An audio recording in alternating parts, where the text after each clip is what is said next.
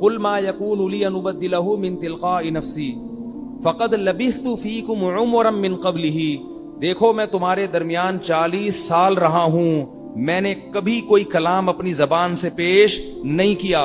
40 سال کے بعد اچانک ایک امی کی زبان سے ایسی آیتیں نکلنا شروع ہو گئیں جو دلوں کو ہلا رہی ہیں اور اس میں بڑے پیارے احکام دیے جا رہے ہیں, تو سمجھ لو کہ یہ میری طرف سے نہیں ہے, یہ اللہ کی طرف سے ہیں.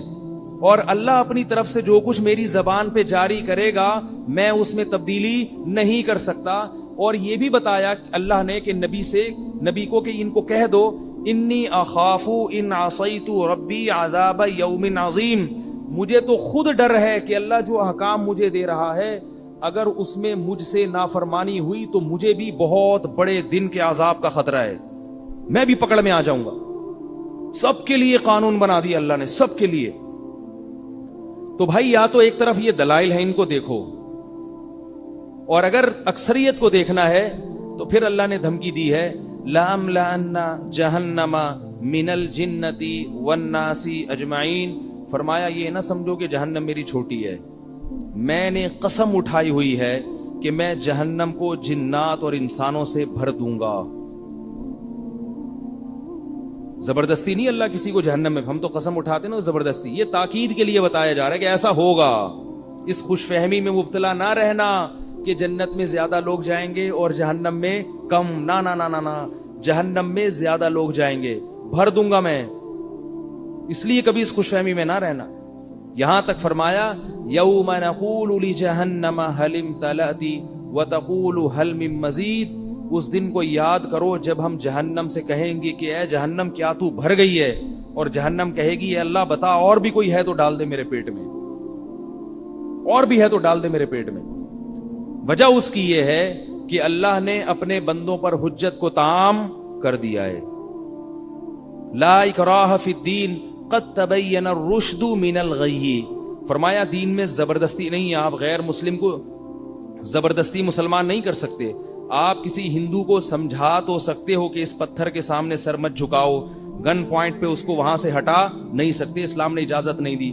لیکن آگے اللہ نے دھمکی دے دی ہے. اللہ نے فرمایا کہ میں جو کہہ رہا ہوں نا کہ زبردستی دین پہ نہیں لا سکتے, اس لیے نہیں کہ تمہیں کنفیوژن ہے کہ پتہ نہیں ہمارا دین صحیح بھی ہے یا نہیں ہے, نا نا نا نا نا. فرمایا اس لیے نہیں لا سکتے قد تبین الرشد من الغی, سیدھا راستہ اور غلط راستہ بالکل ایسے کلیئر ہے جیسے دودھ کا دودھ اور پانی کا پانی. اتنا صاف جب راستہ ہے تو اگر کوئی بت کے سامنے جھک رہا ہے تو اپنی جہنم کا سامان خود اکٹھا کر رہا ہے. وہ اللہ پوچھے گا قیامت کے دن اس سے, اپنے ہاتھوں سے بنا کے کیوں جھکے اس کے سامنے؟ جس نے بنایا ہے, جس رب نے پیدا کیا, پانی میں آنکھ ناک کان دل دماغ جگر بنائے, اس کے سامنے کیوں نہیں جھکتے تھے؟ تو یاد رکھو جیسے ہندو کا غلط ہونا بالکل واضح ہے, ایسے ہی مسلمان کے لیے نماز نہ پڑھنا بھی گمراہی ہے. اس میں بھی دو رائے نہیں ہو سکتی.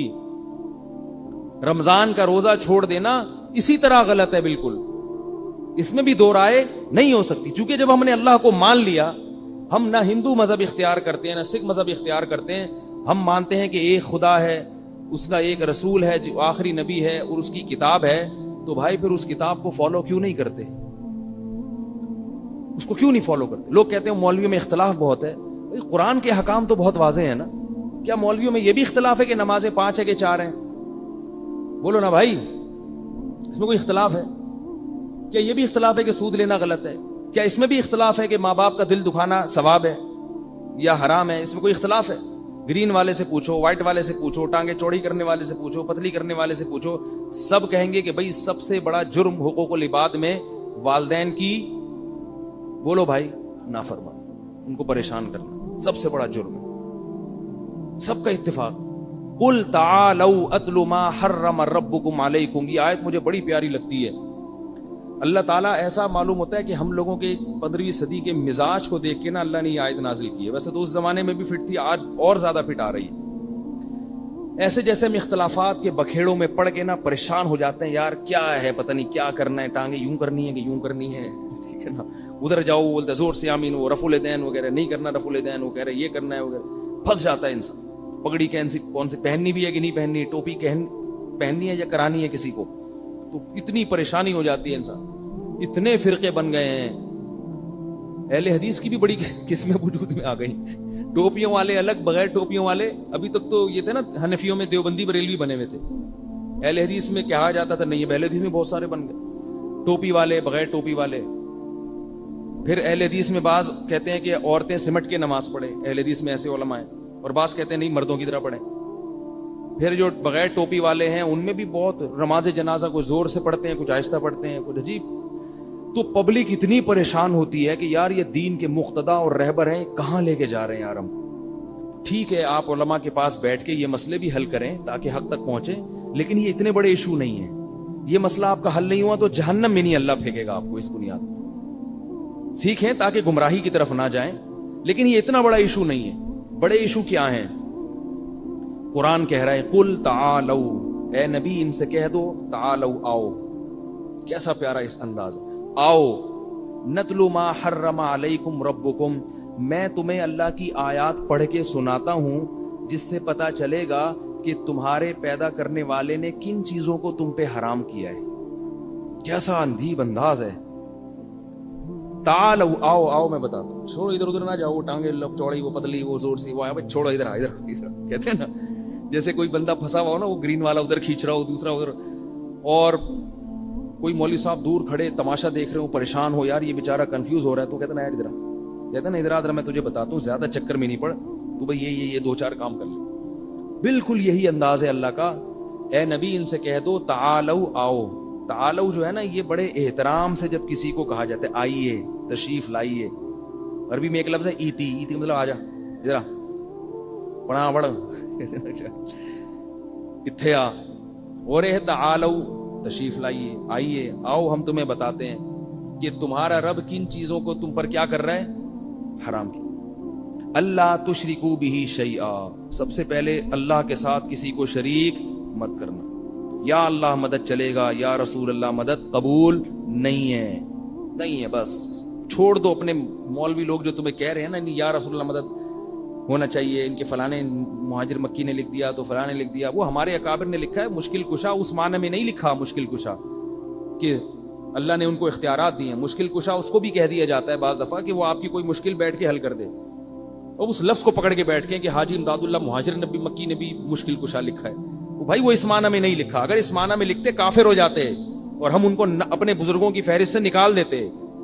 جو مشرک ہے وہ تھوڑی بزرگ ہوتا ہے. لیکن جو شریعت کی بات ہے, جو قرآن کہہ رہا ہے, وہ اس کو دیکھو کہ اللہ کے ساتھ کسی کو دعا میں شریک مت کرو. اس پہ تو دو رائے ہیں نہیں. اس میں تو اللہ نے پیغمبروں کے والدین کو نہیں معاف کیا. بھائی ہم اور آپ کس کھیت کی مولی ہیں؟ تو صرف اور صرف اور صرف مدد کس سے مانگنی ہے؟ آپ بریلوی بن کے رہو, ہمیں کوئی اشکال نہیں. آپ کو میں بریلوی ہوں, کچھ نہیں ہوتا بریلوی کہنے سے. آپ کو میں دیوبندی ہوں, کچھ نہیں ہوتا. آپ کو میں اہل حدیث ہوں, کچھ نہیں ہوتا اس سے. اللہ جو کہہ رہے ہیں یہ دو چار کام کرو جو میں بتا رہا ہوں. سب سے پہلے کیا ہے؟ میرے ساتھ کسی کو شریک نہیں کرنا. ناموں سے نہیں ہوگا. اللہ تعالیٰ قیامت میں یہ نہیں دیکھیں گے دیوبندی بریلوی اہل حدیث کیا ہے. اللہ کہیں گے جو احکام اور عقائد میں نے دیے تھے وہ ہیں یا نہیں.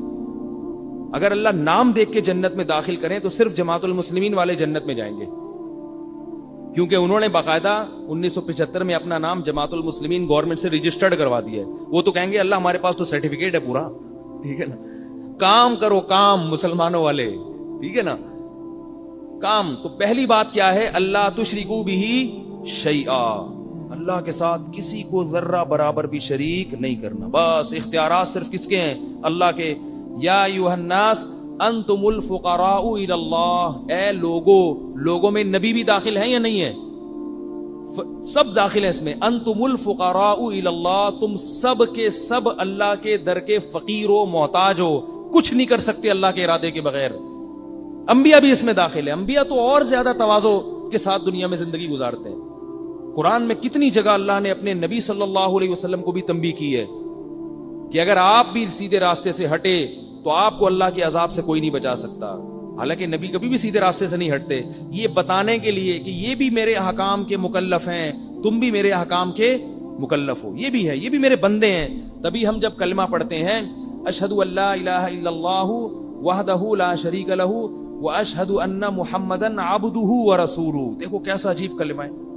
عبد کا لفظ پہلے ڈال دیا, رسول کا لفظ بعد میں بندے ہیں, غلام ہیں اللہ کے, اس کے بعد ہیں رسول. یہ ہمارے کلمے میں یہ لفظ اس لیے ڈال دیا تاکہ ہمارے اندر وہ شرک نہ پھیلے جو عیسائیوں میں پھیل گیا تھا.